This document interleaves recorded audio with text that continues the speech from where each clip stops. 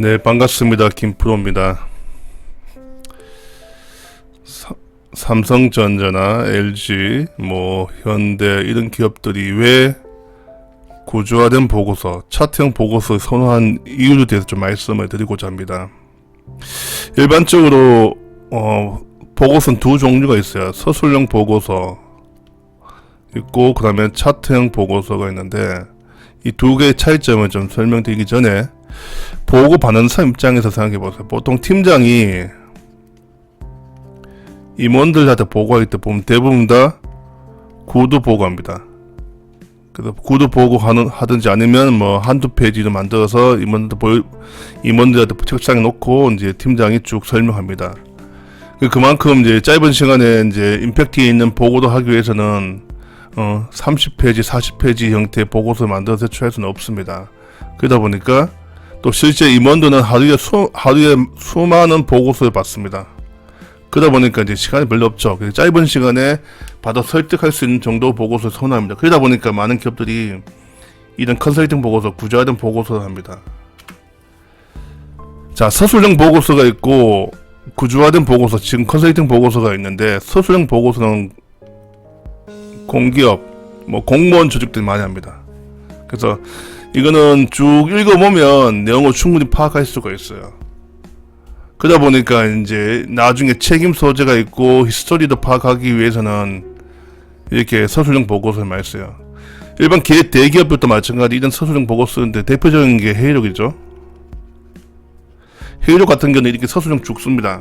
그래서 그 회의 시간에 어떤 이야기 나왔고 합의된 게 어떤 거고 누가 어떻게 할 건지에 대한 상세한 내용을 이렇게 글로 쭉 씁니다. 근데 그게 이제 나중에 이제 그게 근거 자료가 돼서 활용할 수 있죠. 그러다 보니까 이게 서술형 보고서는 A4 용지 한 장 해독하는데 1분에서 2분 걸립니다. 자, 그러면 팀장 입장에서 하루에 팀원 10명 있다 칩시다. 10명이 보고서 올리지 않습니까? 그러면 계속 읽어봐야 되는 거예요. 그러면 팀장 입장에서 힘들겠죠. 그래서 짧은 시간에 이 보고 내용을 이제 빨리 파악할 수 있는 능력, 이게 중요한데, 그러다 보니까 이제 보고서 작성한 사람들이 그 팀장 입장을 생각해서 임팩트 있는 보고서를 만들어야 된다는 거죠. 그러다 보니까 이제 이게 컨설팅 보고서, 차트형 보고서였는 거예요. 왜? 팀장이 임원한테 보고할 때는 구두 보고를 한다고 이야기했죠. 그럼 구두 보고를 하려면 머릿속에 기억을 해야 됩니다. 그래서 머릿속에 이런 글 형태 기억보다도 이미지 형태를 기억해야 됩니다. 이미지 형태 기억해야지만 이게 기억력이 오래 갑니다. 그래서 이걸 가지고 이제 보고 받는 사람한테 보고를 보여드리면서 설명드리는 게 임팩트가 있어요. 아, 뭔가 상승하고 있구나. 그리고 매년 40% 성장하고 있구나. 이런 것들을 이제 시각화시켜서 보여주는 게 또 효과적입니다. 쉽게 표현한다면, 쉽게 말해서 책 한 권 읽으시겠습니까? 아니면 책에 있는 내용을 가지고 만든 영화 한 편 보시겠습니까? 책 보려면 보통 한 2, 3일 걸리죠. 2, 3일 걸릴 정도 소요된 시간보다 영화 한 편, 2시간 정도 한 편 보면 이 책 내용 다 파악할 수 있죠. 마찬가지로 모든 인간은 짧은 시간에 많은 내용을 빠른 시간에 파악하고 싶어 합니다. 그러다 보니까 이제 이런 컨설팅 보고서들이 한 장에 10초 걸립니다. 정확하게 하면 이 헤드 메시지만 봐요. 여기 상단 있죠? 이 헤드 메시지.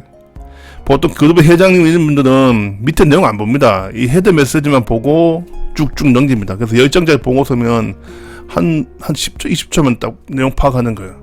그 헤드 메시지가 그만큼 중요하죠. 그러다 보니까 이제 많은 기업들이 이렇게 헤드 메시지를 많이 챙기고, 또 하나 이런 구조화된 보고서, 컨설팅 보고서들 임원들이 많이 선호합니다. 그래서 실제 조직 생활 해보시면 이렇게 컨설팅 보고서를 잘 쓰는 친구들이 고과가 높습니다.